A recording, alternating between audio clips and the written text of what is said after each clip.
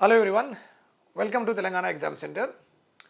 Today we will be talking about the current affairs from 25th June to 9th July. Apart from that, there is one small information that I want to give.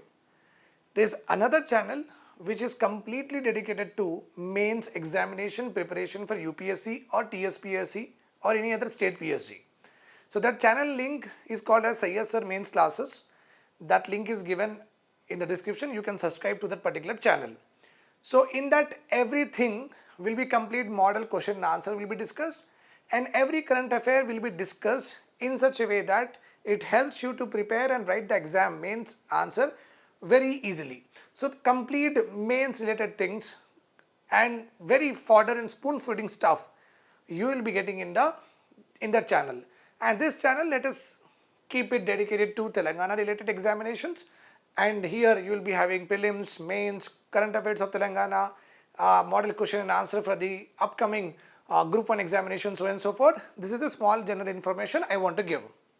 From last 2 weeks I was not there. There was a lot of commitments that I have to fulfill. That is the reason I did not record the videos regularly every week.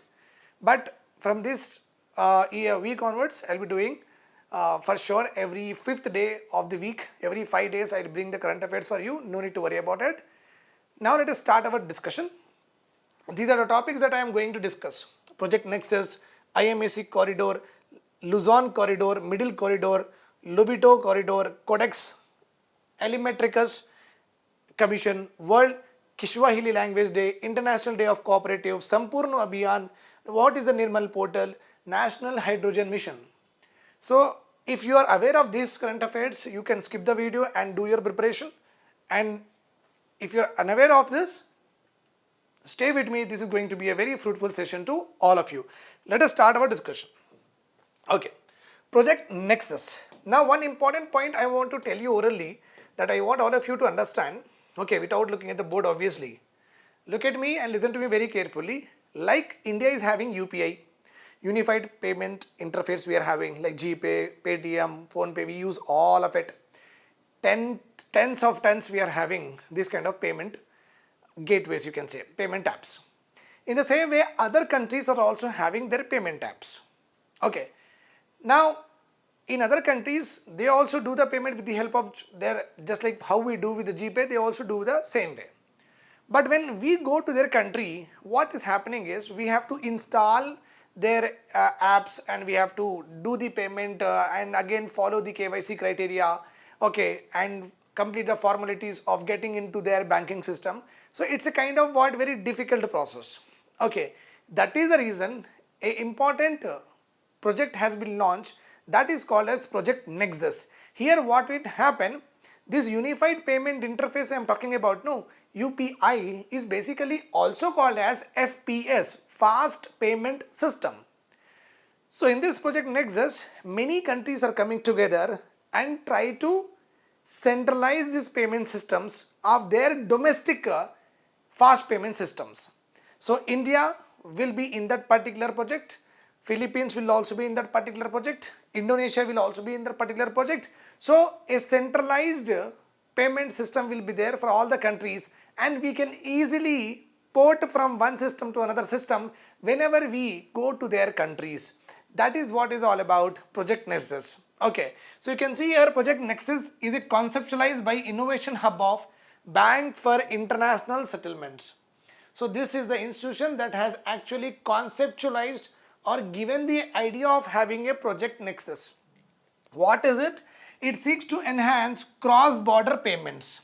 Okay, like Malaysia fast payment system is there. Let's suppose Malaysia Pay is there and we are using GPay.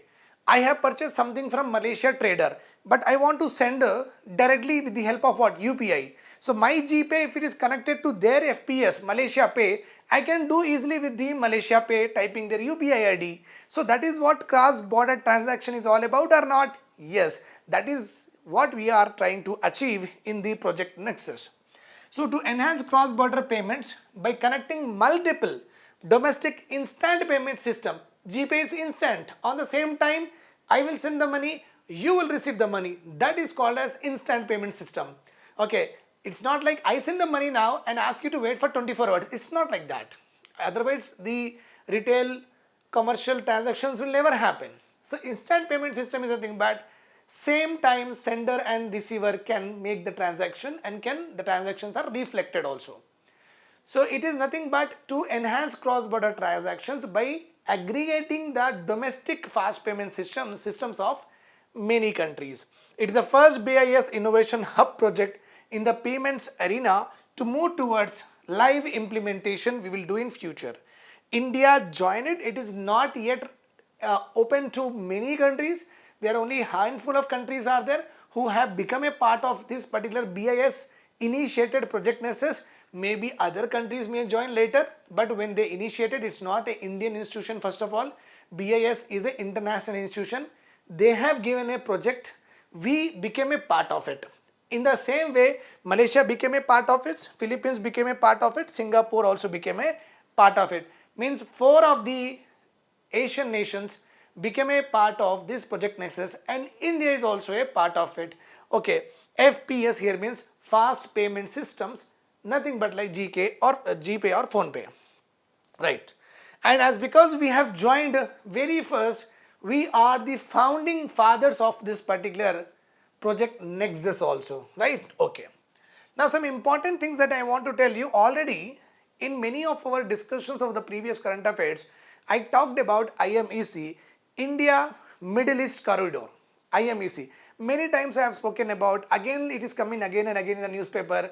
I did not mention it here as I have already told you and tell you many times that I don't give the current affairs which are repetitive in nature. That is why if you are taking my current affairs which is there, the link of that is there in the description. If you take the current affairs, you will find very less number of current affairs. Why? Because I don't repeat it. Last 1 year if the topic comes again and again, I will do little bit of repetition, whatever is new is there. But I will keep my videos very short, okay, so that repetition should be avoided.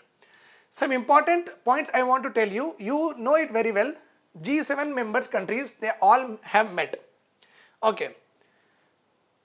And in G7, Italian Prime Minister Giorgia Meloni, she has invited India as an outreach country at the G7 summit.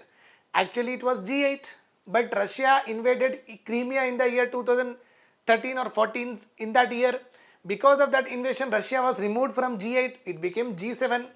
G7 countries are advanced economies, you know it very well, US, UK, Britain, France, Japan, they are there.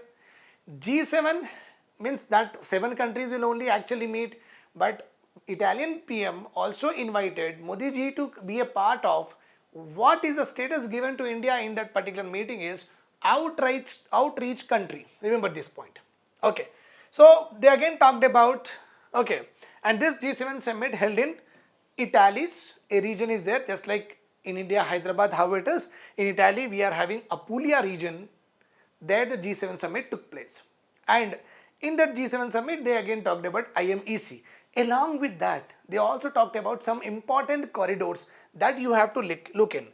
Lobito corridor, very, very important. It is again an infrastructure project where they are developing the logistic, where they are developing the transportation routes. That is called as Libido, okay, Lobido corridor, which is in Africa. This point you have to remember. So Lobito corridor is where it is being constructed in Africa.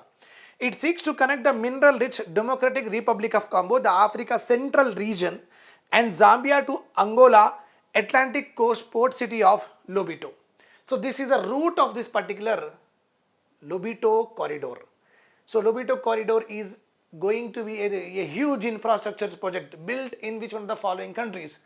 Democratic Republic of Congo, first of all, it is in African continent. Okay, the project holds particular interest for some Western nations, potentially serving as a counterpoint to China's Belt and Road Initiative.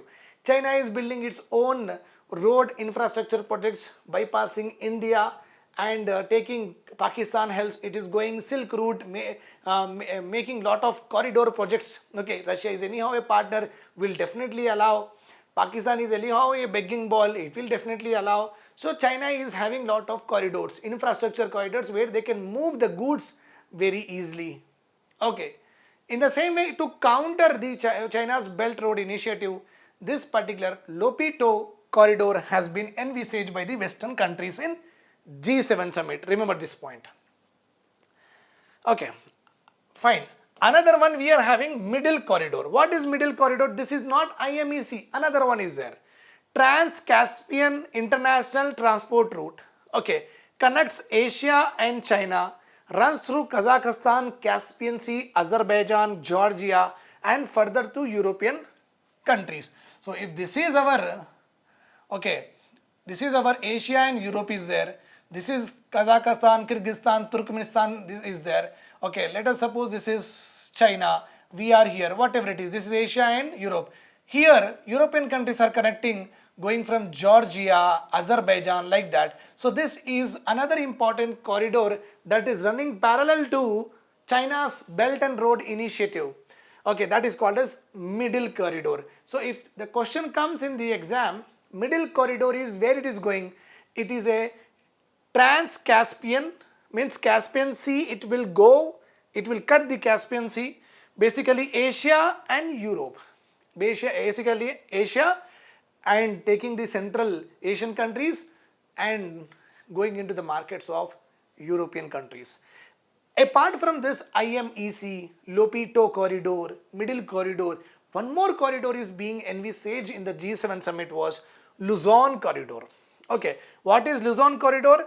It is a trilateral summit of United States, Japan and the Philippines, and these three countries wanted to build an infrastructure project called as Luzon corridor, an economic scheme that is intended to spur economic partnership among the three countries. You know that wherever we will talk about Taiwan, Philippines, okay, we will talk about Vietnam, you may get one particular point in your mind that there is a dispute of South China Sea going on. Now South China Sea, China wants it, and in South China Sea they are going to build a project. What is the project? Luzon corridor. It means what? Again, this corridor of USA and Japan with Philippines is one of the strategic interest of USA in order to control or you want to keep a track of what? China's movement in South China Sea. Luzon corridor is reported as the first project of United States initiated partnership for global infrastructure and investment in Indo-Pacific, which is again touted as a counter to China's Belt and Road Initiative and also Maritime Silk Road. So China in its Belt and Road Initiative, one, it is building a corridor, land corridor, another corridor it is building a water or maritime corridor. So with the help of this Luzon, the USA is able to counter the China's corridor. So basically all the Western European countries or the developed economies are after what? China at the end. Okay, now let us talk about a scheme called as Sahar. This scheme was launched by Niti Aayog. What it is a credit education program. Credit education program launched by Women Entrepreneurship Platform and TransUnion Sibyl. It will empower women entrepreneurs in India with financial literacy. Content will be given, how to run the business skills will be given, and help them to access the financial tools, how to do the accounts, how to do what financing things, what could be the EMIs, what could be the interest, that is also taught to them. Okay, to create employment in the country's economy if the woman is given these skills. Women Entrepreneurship Platform incubated by Niti Aayog in 2018 only as an aggregator platform for a transition as public-private partnership in 2022. Actually, it was initiated by Niti Aayog in 2018 as a public program. Later on by 2022, it became both public and private program. What is the use of it? To build an ecosystem supporting women entrepreneurs. Women entrepreneurs require what idea they will be having. So they want some technical skills, they will help. They want some financial skills, they will help. They want some market way to sell, etc. They will help. They want some literacy with regard to managing the staff, they will help. Okay, all that whatever a business requires, okay, from end to end, that itself is called as what? Ecosystem. In all these ecosystem, the women hand will be held by the companies and the government. We are there to help you out, no need to worry like that. That is the Seher program. Okay. Now, Sampurnata Abhiyan. Again, Niti Aayog is launching a Sampurnata Abhiyan, a 3-month campaign from July 14 to 30th September 2024. What is the use of it? To undertake a sustained effort, a continuous effort should be there to achieve saturation of 6 key indicators in aspirational districts and 6 key indicators in aspirational blocks. Education, health, rural poverty. There are some districts which are very backward in our country. Those backward countries, districts and blocks are called as aspirational districts or blocks. In that indicator wise, we are going to fulfill the necessities of that particular districts which are very backward. So write in the comment section what are the 6 aspirational district indicators and aspirational district blocks. Sampurnata Abhiyan seeks to achieve saturation in each of these 6 identified indicators in 112 aspirational districts are there and 500 aspirational blocks. There is chances of probability is there in the smaller examination. They may ask that how many Sampurnata Abhiyan will be implemented in how many number of aspirational districts, how many number of aspirational blocks. So it is important that you remember number 100 and 500. Okay. The National Green Hydrogen Mission. Hydrogen is considered a future fuel. It means fossil fuels anyhow we have to remove. And hydrogen is considered as a future fuel. That's why we are always after developing some kind of technology with regard to harnessing the hydrogen as a fuel. We are continuously promoting hydrogen in our country. We are trying to make policies that suits the hydrogen ecosystem to spur in our country. So basically we are very much interested to make hydrogen as our future fuel. The scheme will be implemented with a budgetary outlay of around 200 crores and up to 2025 to 2026. Okay. National Institute of Solar Energy is going to implement this National Hydrogen Mission. The scheme emphasizes the development of robust quality and performance testing facilities to ensure quality, sustainability, safety in green hydrogen production and trade. So government is, with the help of this money, government will try to develop good quality, okay, and test the hydrogen fuel at various levels so that in future it can be introduced in our car and two-wheelers also. And all these will help to ensure that green hydrogen is production will be what pushed, and also green hydrogen trade means selling of green hydrogen should also be one of the important objective of this mission. The National Green Hydrogen Mission was actually launched on 4th January 2023 with an outlay of 19,744 crores. Okay, and up to 2029 to 2030, 19,000 crores will be put under this hydrogen mission. Launched in January 2023, it will contribute to India's goal to become Atmanirbhar through clean energy and serves as an inspiration for global clean energy transition. If any country wanted to develop green or clean energy, they can see India and think that, oh my God, this India is able to use all the resources of clean energy and trying to harness. So we can become an example to the world nation that, see, we are able to transition from fossil to non-fossil, transition from eco-friendly to eco-friendly. Why not you can do? So India will become an example. Okay. Then Zorawar tank. Zorawar tank is nothing but a normal tank. You have seen in the movies that tank that actually have this roll-on will be there. Okay, the belts will be moving on. That is called as tank here. Zorawar tank. Okay, very important lightweight tank that we have developed indigenously. This is important. Developed jointly by DRDO and L&T company. L&T company is the company that also built my Hyderabad metro also. DRDO chief as a GK, I have put it here, Dr. Samir V. Kama. Zorawar is expected to be inducted to given to the army by 2027 after good trials. The tank has been developed by DRDO to meet India's army's requirement and will be deployed in eastern Ladakh to control what?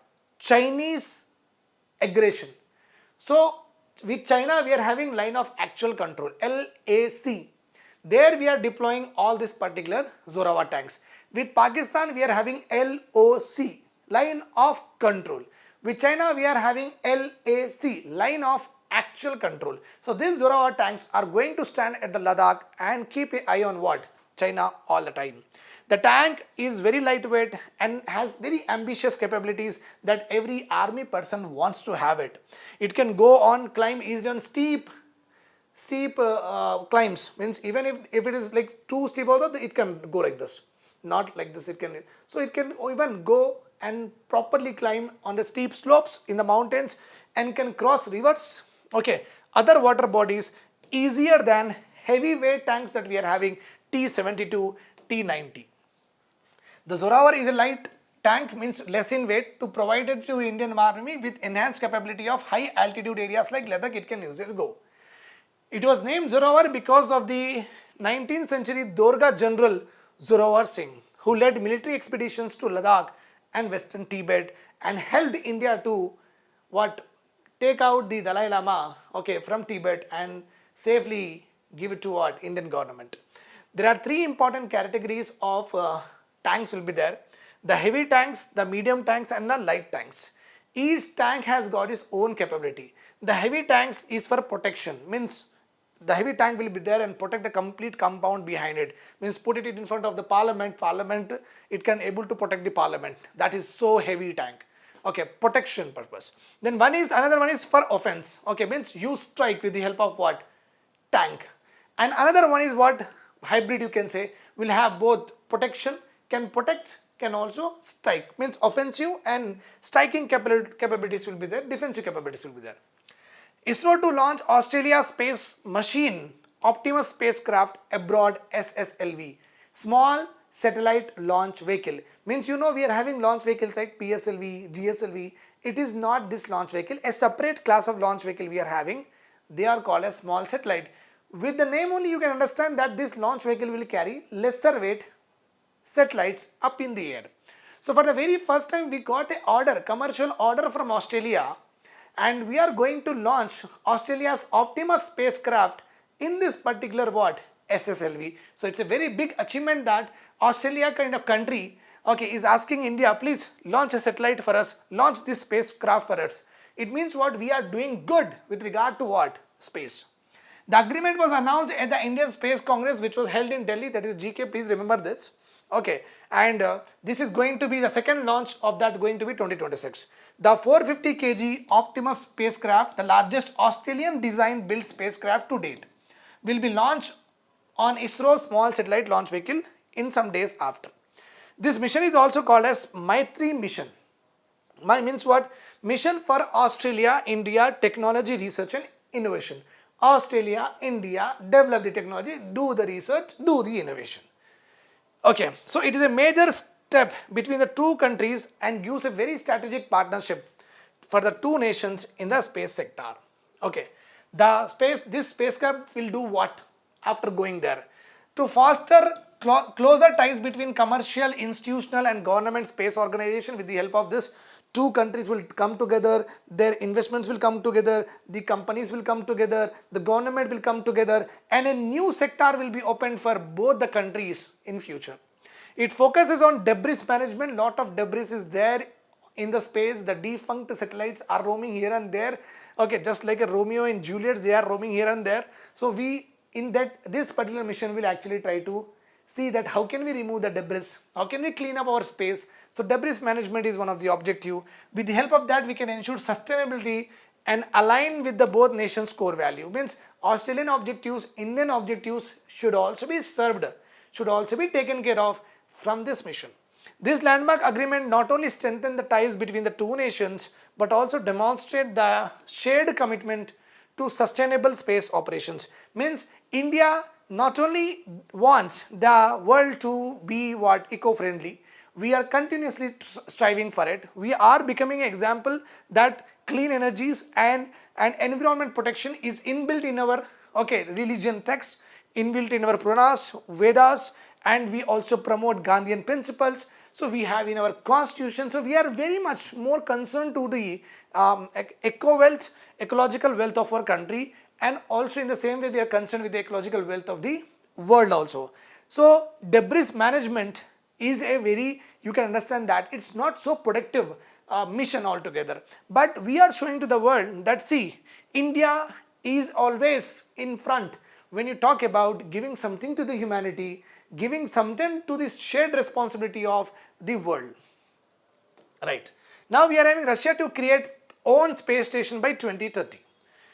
Russia is aiming to create the 4-module core of its planned new orbital space station. Remember this point. Russia's international space station is called as new orbital space station. By 2030 they are going to. Ours is what? Bharatiya Antariksh Station. Ours, India space station, Bharatiya Antariksh Station, space station. Russia's new orbital space station. By 2030, Russia's space agency, Roscosmos, just like we have ISRO, Russia has Roscosmos. The agency confirmed plans to launch an initial scientific energy module. First module will go in 2027. Later on, 3 modules will go by 2033. So they will have this. So Bharatiya Antariksh Station of India will be sent by 2035. Before 2 years, Russia is sending the complete international space station of their own. Russia has provided itself all the time since the Cold War. Whenever in the world they have given, when Soviet cosmonaut Yuri Gagarin became the first person to travel into the space in 1961. He became the first person. Russia also gave to the world that we can go into the space and stay. Yuri Gagarin, the first astronaut to go into space, belongs to Russia, took place in the year 1961. But it suffered a major setback last year with the failure of its first lunar mission in 47 years, when its uncrewed spacecraft spun and off control and smashed onto the surface of moon. Russia had a very bad day with regard to the moon landing.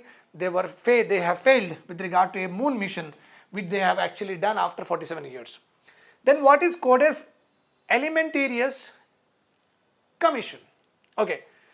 The Codes Alimentarius Commission, it is an international body established by Food and Agriculture Organization, remember this, and WHO.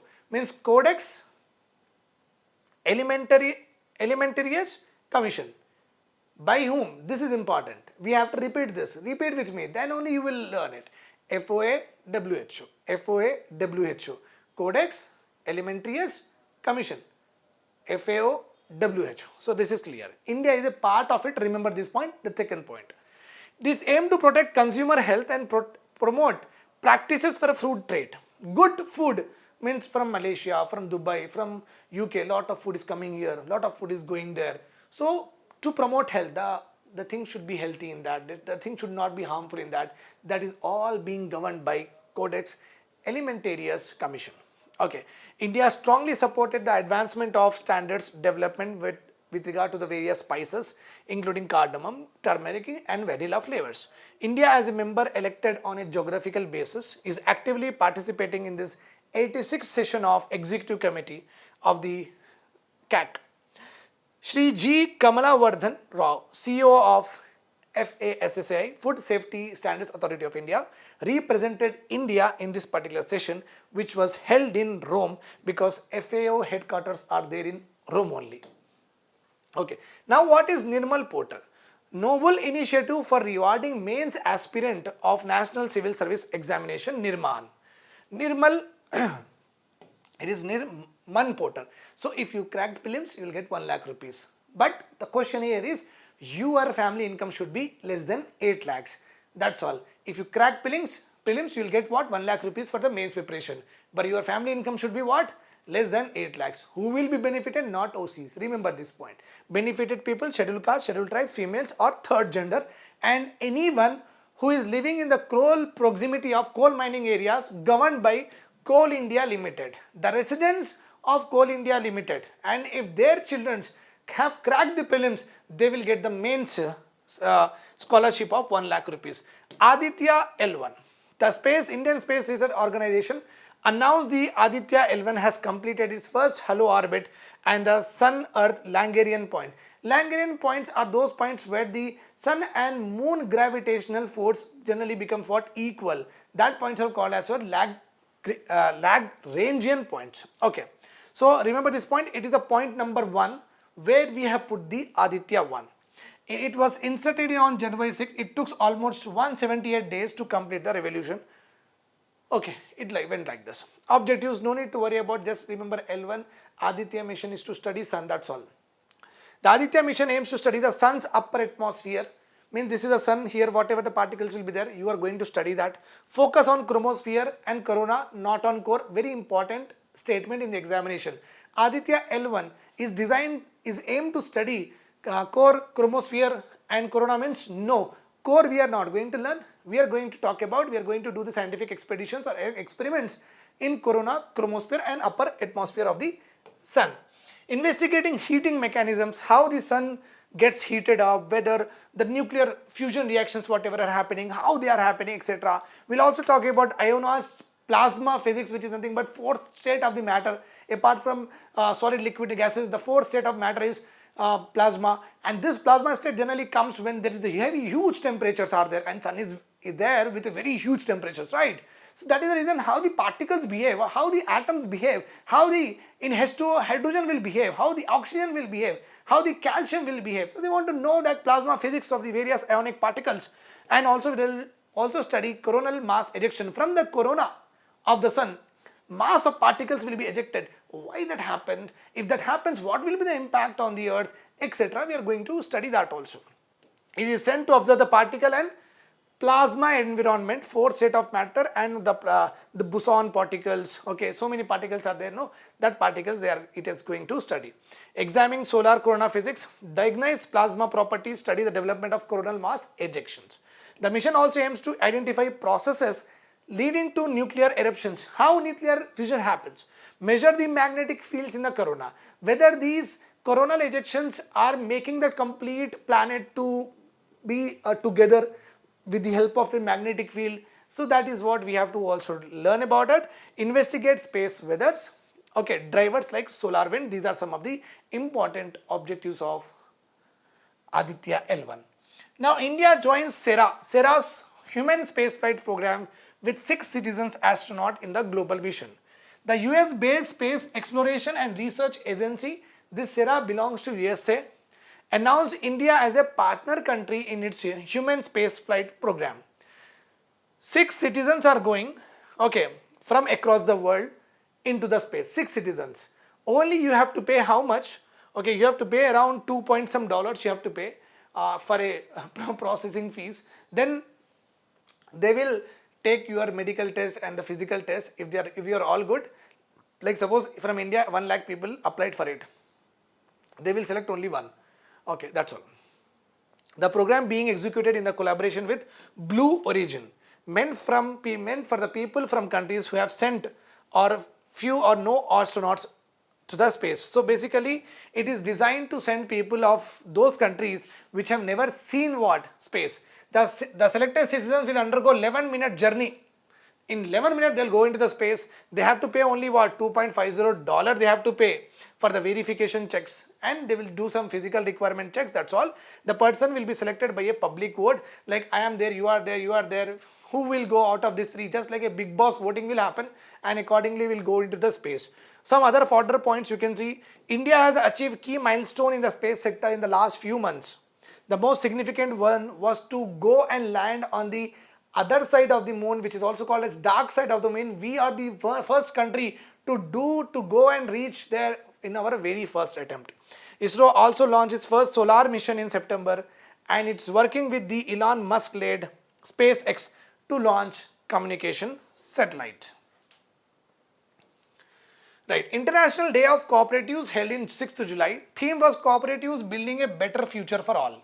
Basically, whatever we are doing in cooperatives, it is one of the part of sustainable development goals that we have to achieve by 2030.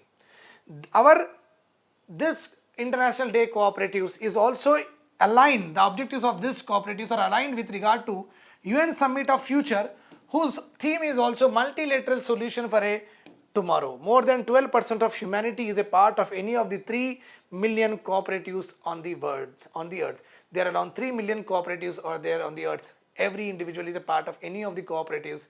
It is saying, means cooperative is a very bigger, okay, it's a kind of what? Movement. Then Trishna mission we are having.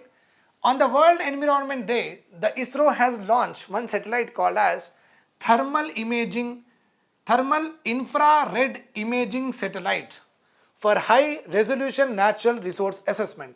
Thermal means heat, infrared can see in the dark, red means red light will also come, red images will come, high resolution very clear will come, you go zoom, you will get it properly, you can see the words, properly you can see the roads, properly you can see everything, there won't be any blurriness with regard to what? Natural resources of the country, how much forest we are having, how much water we are having, how much wells has been dried up, how much biosphere is reserved less, like that. Natural resource assessment mission is called as Trishna. Joint endeavor, we are doing with the help of what? French national agency called as National Center for Space Studies. Trishna is expected to go by 2025, but date is not announced, year has been announced. The satellite will operate in a sun synchronous orbit, pole to pole it will rotate and will be placed at a height of from the earth, above the earth 761 kilometers it will be placed with a local time of 12:30 p.m. at the equator. Thus orbit will provide a spatial resolution. Space means geographical spaces, you will get what? Images of 57 meters for land and coastal, means up to 57 meters you can see, and 1 meter for ocean and polar regions, means 1 meter. How better you can see 1 meter with your closed eyes? From the satellite also you can see closely, like how you can see 1 meter with your closed eyes now. From the satellite also you can see that precision, that clarity you will get with the help of what? Imaging. This mission is designed for a period of 5 years. The mission aims to understand Earth's natural processes like conveyor belts, ocean currents, etc., volcanic eruptions, any kind of like seasonal movements of wind, trade winds. So natural process of the earth it will generally try to study, and we are going to support global efforts in climate change mitigation through optimized resource management. Once we know the resources well, obviously we'll try to understand that how much impact we have to put on natural resources or climate change or not.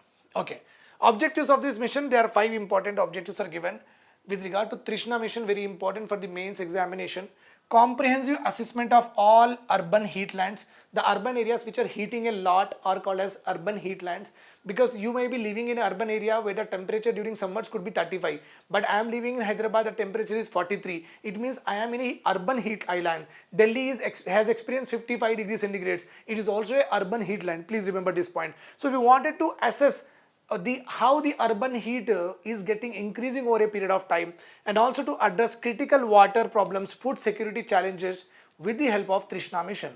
Focusing on impacts of human induced climate change, means how much industrialized sector is there, how much pollution we are doing. So because of human being, how much climate change is being coming into existence, and efficient water resource management is also being studied under this mission through evapotranspiration monitoring. How much water will be evaporated per minute, per hour, like that we will try to identify. The Trishna satellite will be on similar lines as NASA ISRO synthetic aperture radar satellite mission called as NISAR. Trishna and NISAR is having similar kind of objectives, and also Trishna mission also helps to monitor deformations on Earth and help monitor climate change. If any deformation, means if any plateau is converted into plain, if any volcanic eruptions happen, if any coral reefs, the shallow waters coastal areas has been squeezed, so it will try to see the deformations on the land and also help to monitor the climate change. The satellite will track the water stress, also water use, how many areas are not having water stress, water use, how many areas are actually using the water and how they are using domestically more or industrially more. That high resolution observation of water quality, and how is the dynamics, how the water related things are happening with regard to coastal and inland rivers. Urban planners who will benefit from the detailed urban heat island maps and heat alerts. With the help of this study, urban planners, the town planners, the GHMC, your municipality will also understand how to plan the city, while water quality monitoring can be done with the help of detecting pollution in coastal and inland water bodies. The satellite will give the pollution data of inland water bodies within your state, if any water bodies are there, or outside the coastal areas you are having. So it helps to assess, the satellite gives data that what kind of pollutions you are having and how to cope up with it. It will also help in identifying submarine groundwater discharge at the coastal fringes. A lot of submarines are there, so their groundwater discharge, how it is going to be there affecting the coastal areas, that also we are going to see. Then Andes mission we are having. Andes is a short form of Amazonas high dispersion axial spectrograph. Spectrograph is nothing but giving maps of various colors. Is a powerful new instrument which is being developed to look for extraterrestrial life on the distant planet. Extraterrestrial life means not on the earth, any other planet do we get a life or not. So this particular mission is to find out the people actually. This cutting edge technology aims to detect signs of life. Signs of life is nothing but plant is a sign of life. My hair is a sign of life. Right or wrong? Cotton is a sign of life, right? So aloo is a sign of light, sign of life. So signatures of life are nothing but whatever the human beings can be symbolically represented in any way, that is called as signatures of life. Okay, on exoplanets, planets not belong to our solar system, planets belong to any other way, we are going to find out the life. It will also focus on analyzing chemical elements, carbon, hydrogen, potassium, like that, in far away objects in the early universe, near to the universe, near to our galaxy. We will also see the chemical elements, chemical composition of that space. The instrument could also become the first instrument capable of detecting signatures of population 3 stars, which are earliest stars born in the universe. So population 3 stars are those stars which are born earliest. Okay, so we will also see with the help of this and this mission. It will be installed on this spacecraft. Extended long telescope will be there, ELT telescope, used to look for signs of life on the other planets as well as the first stars, that is nothing but population 3 stars. The instrument will have record high wavelength precision, invisible and also in the night. IDEX inks landmark 350th contract for cutting edge miniaturized satellite. Miniaturized satellite is nothing but small satellite. Innovation for Defense Excellence, called as IDEX, has partnered with Space Pixel Technologies Private Limited. So IDEX and Space Pixel together they came. For what purpose? To design and develop a miniaturized satellite of only 150 kgs and only used for what? Indian airspace, Indian Air Force. The flagship initiative is from the Ministry of Defense. IDEX have achieved a historic milestone by signing its 350th contract on June 25, 2024. Space Pixel has been at the forefront of developing and launching high-resolution hyperspectral imaging satellite. High resolution means deeply you can see with clarity. Okay, hyperspectral means what color is there on the earth, that same color is also the satellite will take the picture with the same color. With the help of that, okay, we can get a detailed observation data. Important of this contract, this represents a significant leap in the space electronics innovation, because that is a electronic high resolution high spectral instrument means electronic, means IDEX and Pixel, a private company, together coming, and actually we are doing what? We are promoting private sector, we are promoting engagements with the private collaborations, okay, and may bring a development of electronics for this space in future.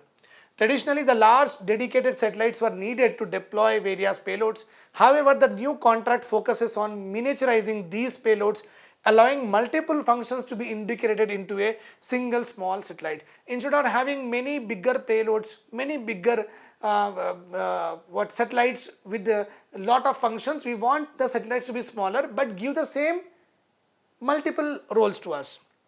The modular approach offers many advantages, like it will be faster, more economical, less money we have to spend to make that particular instruments. Ease of manufacturing, if the small is there, can be done very easily. Scalability means we can produce a lot in a short period of time and can also export. Adaptability means it can easily fit in the spacecraft that we are sending. Reduce environmental impact, obviously when things are miniaturized you will be using the resources less. When using the resources less, the environment impact will anyhow will be less. World Kiswahili Language Day, celebrated on 7th July in November 2021 at its 41st session in Paris. The General Conference of UNESCO declared July 7 on as World Kiswahili Language Day.